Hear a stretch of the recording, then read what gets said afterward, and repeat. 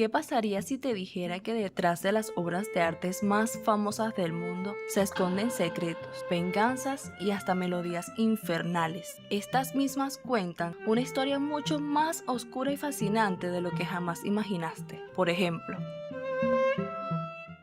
la Capilla Sixtina esconde una historia que conlleva una venganza inmortalizada en el fresco El Juicio Final, pintado por Miguel Ángel.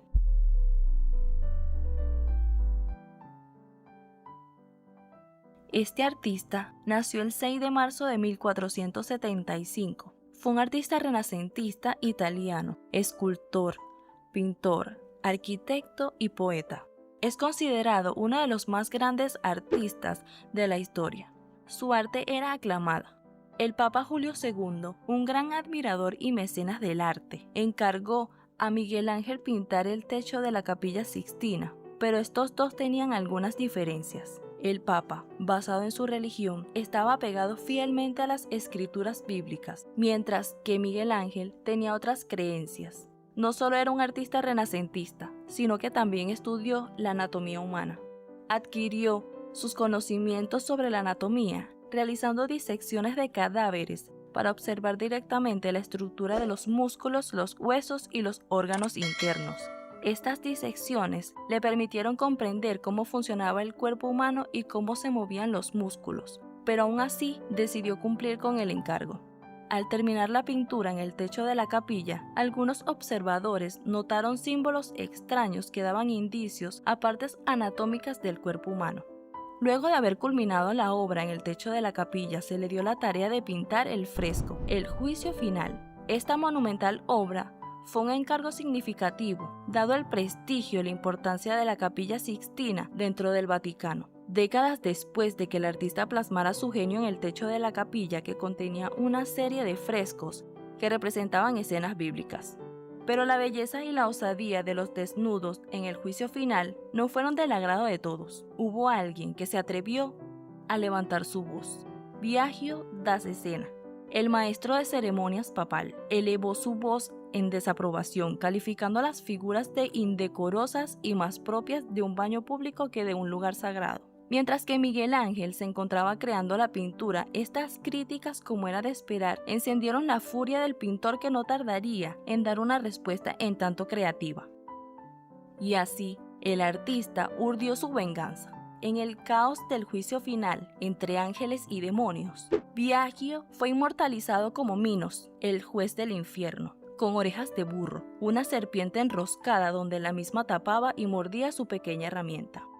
Asimismo, también rodeado de demonios, su imagen quedó grabada para la eternidad, un símbolo de la burla de Miguel Ángel. Humillado, Biagio acudió al Papa III, ya que Julio II había muerto. Este, en busca de justicia, recibió una respuesta papal, que fue un destello de ingenio. Si tuviera pintado en el purgatorio, habría intentado interceder, pero en el infierno, mi poder no tiene validez, refiriéndose a que Miguel Ángel lo había inmortalizado como Minos, el juez del infierno. Esta anécdota, más allá de la venganza, nos revela la tensión entre el arte y la religión, la personalidad indomable de Miguel Ángel y el contexto de una época donde el genio y la controversia caminaban de la mano. Así, en los muros de la Capilla Sixtina, aquella venganza perduraría hasta nuestros días, un testimonio de la pasión, el ingenio y la osadía de un artista que no temió desafiar a los poderosos. Cabe mencionar que todo esto pasó en una época donde la influencia de la creciente iglesia inquisidora podría haber supuesto un peligro para el artista. Sin embargo, gozaba de la protección del Papa Pablo III, un gran admirador de su trabajo. Además, la ofensa de Biagio da Cesena era principalmente una cuestión de decoro y no una ofensa religiosa, lo que disminuyó la probabilidad de que la Inquisición interviniera.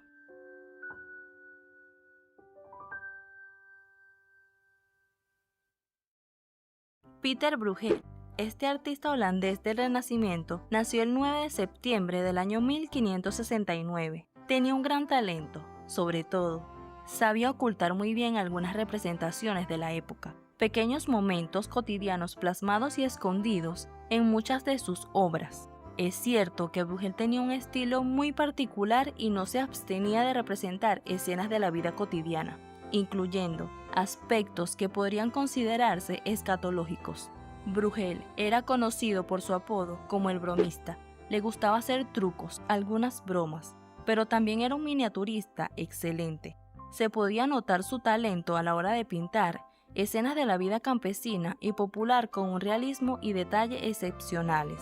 Su arte no se limitaba a lo bello y sublime, sino que también mostraba lo mundano y a veces lo grotesco. En algunas de sus obras, Bruegel incluía figuras defecando u otras escenas relacionadas con las funciones corporales. Esto puede interpretarse de varias maneras, como una forma de realismo, mostrando la vida tal como era, sin idealizarla, como un comentario humorístico o satírico sobre la condición humana, o como un símbolo de la decadencia o la bajeza moral. Y cuando me refiero a que pintaba todo lo que podía ver de la vida cotidiana del momento, me refiero a todo.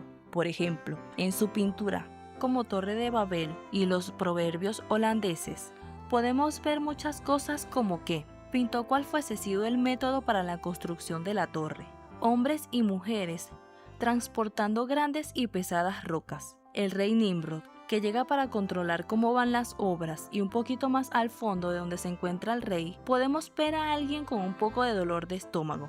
En su siguiente pintura vemos a alguien golpeándose la cabeza, un campesino calentándose en un incendio y uno de ellos, una brasa le cayó en la retaguardia, una mujer engañando a su marido colocándole un manto azul, ponerle el cascabel al gato, una mujer ata al diablo a la almohada, dando a entender que las mujeres son más inteligentes que el diablo. Una cena romántica y también vemos dos amigos inseparables, totalmente inseparables. Y así otras tantas pinturas con muchos detalles que este gran pintor nos habría dejado.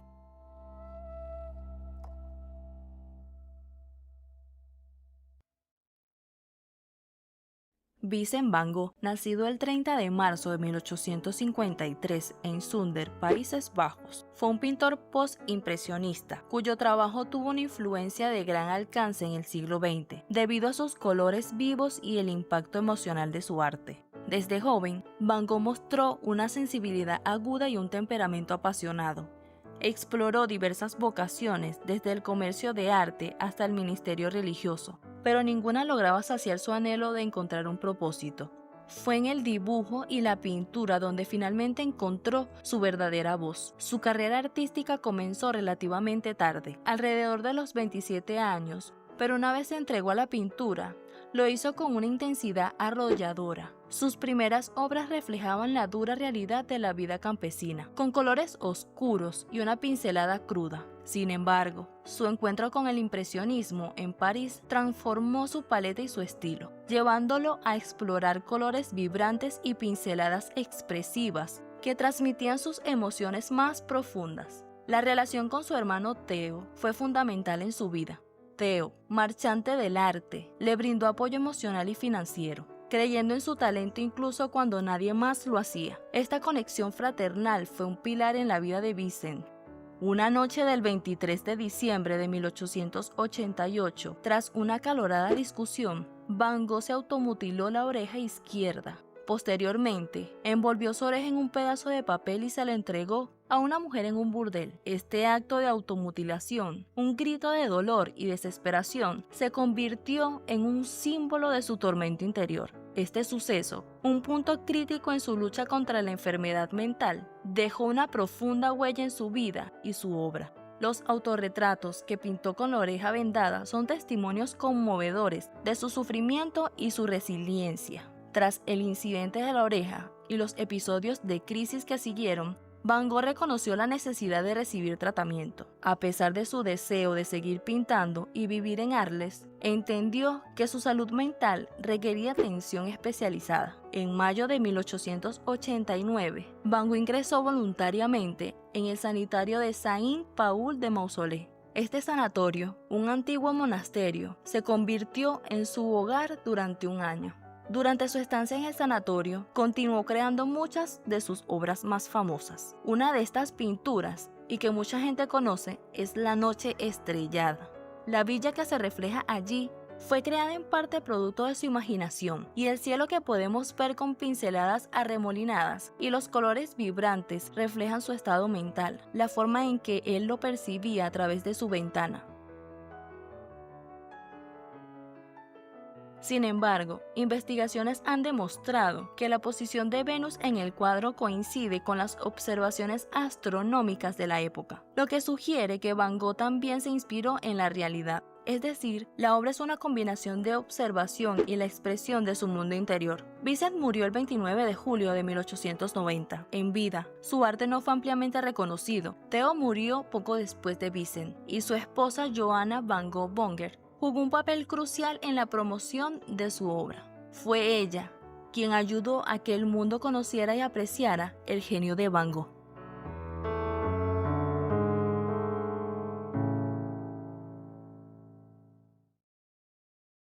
Jan van Eyck, nacido en el año 1390, fue un pintor flamenco activo en Brujas y es considerado uno de los artistas más significativos del Renacimiento nórdico. Su dominio de la pintura al óleo le permitió alcanzar un nivel de realismo y detalle sin precedentes, y su obra tuvo una gran influencia en el desarrollo del arte occidental. Poco se sabe sobre su educación temprana, pero su conocimiento del latín y los alfabetos griegos y hebreos sugieren que recibió una educación clásica. Los primeros registros de su actividad como pintor datan de 1422, cuando trabajaba para Juan de Baviera, gobernante de Holanda.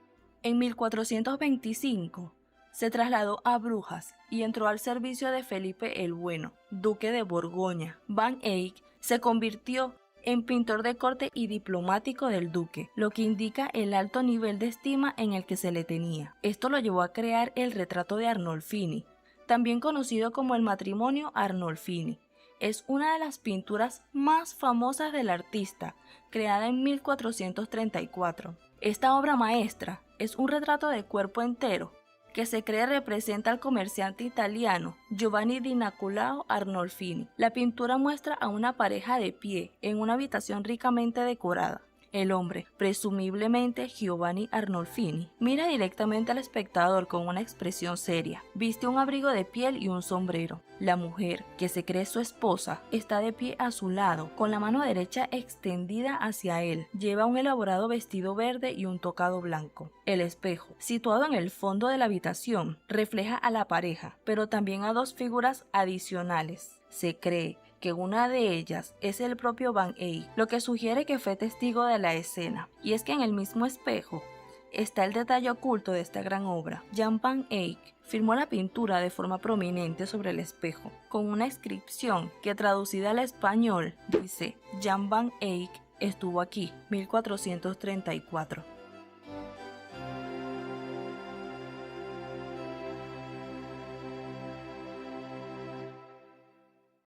Pablo Picasso, este pintor y escultor, fue una de las figuras más influyentes del arte del siglo XX. Cofundador del cubismo, su prolífica carrera abarcó diversos estilos y técnicas, dejando un legado imborrable en la historia del arte. Su nombre era Pablo Diego José Francisco de Paula, Juan Nepomuceno María de los Remedios Ciprianos de la Santísima Trinidad Ruiz y Picasso, más conocido como Pablo Picasso. Nació el 25 de octubre de 1881 en Málaga, España. Entre unas tantas de sus obras hay una que tenía un detalle oculto. El viejo guitarrista es una de las pinturas de Pablo Picasso. Era creada a finales de 1903 y principios de 1904. Es una de las obras más destacadas del periodo azul de Picasso. La pintura representaba a un anciano demacrado y ciego, vestido con ropas harapientas, encorvado con su guitarra mientras toca en las calles de Barcelona, España. La figura transmite una profunda sensación de tristeza, soledad y desesperación. El viejo guitarrista esconde secretos que han sido revelados gracias a los avances en la tecnología de análisis de obras de arte. Radiografías y otras técnicas han permitido descubrir que debajo de la imagen del guitarrista se encuentran otras pinturas. Se han identificado 3 pinturas ocultas detrás del guitarrista. Una de ellas es una mujer anciana con la cabeza inclinada. También se puede distinguir a una joven madre con un niño pequeño arrodillado a su lado, y la figura de un animal. Estas figuras revelan que Picasso reutilizó el lienzo, pintando sobre composiciones anteriores. Esto era algo común entre los artistas, especialmente aquellos que, como Picasso en esa época, tenían dificultades económicas. El descubrimiento de estas imágenes ocultas ofrece una visión fascinante del proceso creativo de Picasso y de la evolución de su estilo. El viejo guitarrista se encuentra actualmente en el Instituto de Arte de Chicago.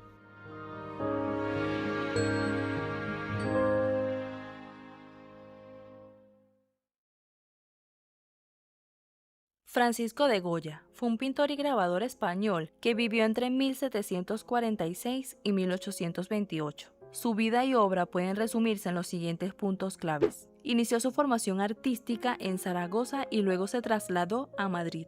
Trabajó en la Real Fábrica de Tapices de Madrid, creando cartones para tapices que reflejaban la vida y costumbres españolas. Desde joven, Goya mostró un fuerte interés por el arte, lo que lo llevó a formarse como pintor. Su ambición por ascender en la escala social y obtener reconocimiento lo impulsó a trabajar arduamente y buscar encargos importantes. Pero lamentablemente, la enfermedad que lo dejó sordo en 1792 tuvo un profundo impacto en su vida y su arte. Su aislamiento y su introspección lo llevaron a explorar temas más oscuros y personales, como la locura, el miedo y la muerte. Pintó muchos cuadros con temáticas terroríficas, pero hay una que destaca por encima de todas, siniestra como ella misma. He acá el aquelarre. Es uno de los 6 pequeños cuadros que pintó entre 1797 y 1798 para el Palacio de Recreo de los Duques de Osuna. Representa un aquelarre de brujas bajo la presencia del diablo en forma de macho cabrío. Observen esta escena, una reunión de brujas en la oscuridad de la noche, danzando alrededor de una figura demoníaca, un macho cabrío, símbolo del mismísimo Satanás. Preside este aquelarre de horrores. Sus ojos, penetrantes y oscuros, nos observan desde la tela, como si nos invitaran a unirnos a su macabra celebración. Las brujas, con rostros deformados y cuerpos grotescos, le ofrecen sacrificios, almas inocentes entregadas a la oscuridad. Sus gestos son extraños, sus movimientos antinaturales. ¿Qué secretos ocultan estas mujeres? ¿Qué rituales oscuros llevan a cabo bajo la luz de la luna? El pintor no nos da respuestas, solo nos muestra la inquietante realidad de sus creencias. Pero el detalle más asombroso son las ofrendas de estas mujeres a este imponente cabra. El paisaje que las rodea es desolador, y un páramo oscuro y desolado refleja la maldad que emana la escena. La noche, eterna y profunda, oculta los horrores que se desatan en este aquelarre.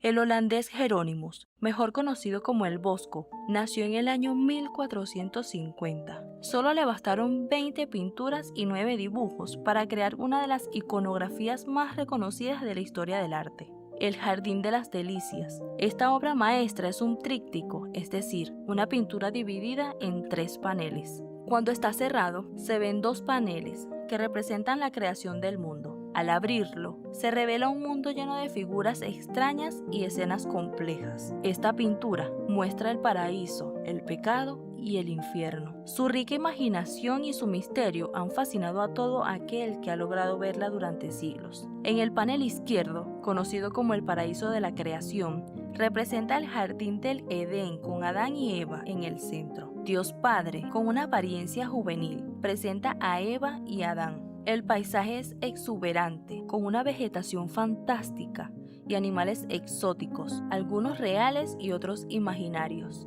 Destacan la fuente de la vida, una estructura rosada en el centro del paisaje y la presencia de criaturas extrañas saliendo del agua. En cuanto al simbolismo, este panel representa la inocencia y la pureza antes del pecado original. En el panel central, el Jardín de las Delicias, un mundo de placeres. Este es el panel más grande y complejo, lleno de figuras desnudas entregadas a diversas actividades placenteras. Se observan escenas de lujuria, gula, música, danza, entre otras. El paisaje está lleno de frutas gigantes, pájaros exóticos y estructuras extrañas. Existe una gran cantidad de personas de todas las etnias que se unen a estos actos. En cuanto a su simbolismo, algunos lo ven como una representación de la lujuria y los placeres terrenales, mientras que otros lo interpretan como una visión utópica de la libertad sexual. Las frutas y los animales pueden simbolizar la sensualidad y la fertilidad. El castigo, el panel de la derecha, representa un infierno aterrador, lleno de torturas y tormentos. Las figuras son castigadas por sus pecados y se observan escenas de violencia y sufrimiento. El Bosco utiliza imágenes grotescas y aterradoras, con criaturas demoníacas y paisajes infernales. Hay una gran importancia de los instrumentos musicales, que son utilizados para la tortura. En su simbolismo, este panel representa las consecuencias del pecado y la condenación eterna. Los instrumentos musicales pueden simbolizar la discordia y el sufrimiento, y es en este último panel donde destaca algo peculiar. Una estudiante de la Universidad Cristiana de California descubrió no hace mucho, para ser exacto en el 2014, una partitura musical escrita en el trasero de uno de los torturados. Al tocarla, se revela una melodía discordante y extraña, que encaja perfectamente con la atmósfera sombría y grotesca del infierno del Bosco. Este detalle refuerza la idea de que el artista utilizaba la música como un instrumento de tortura. Aquella melodía, escrita en aquel trasero, se escucha así.